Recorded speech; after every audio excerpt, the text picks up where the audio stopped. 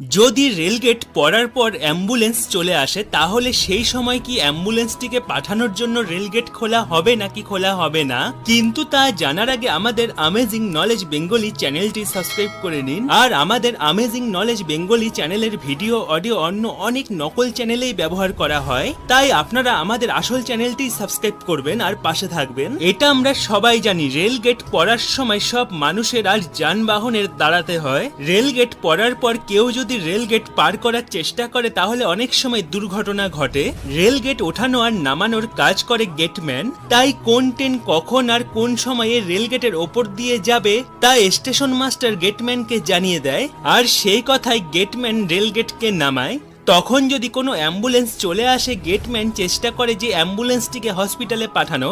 যদি ট্রেন আসতে কিছুটা দেরি থাকে তাহলে গেটটিকে তুলে দেওয়া হয় অ্যাম্বুলেন্সটিকে পাঠানোর জন্য। আর যদি ট্রেন কাছাকাছি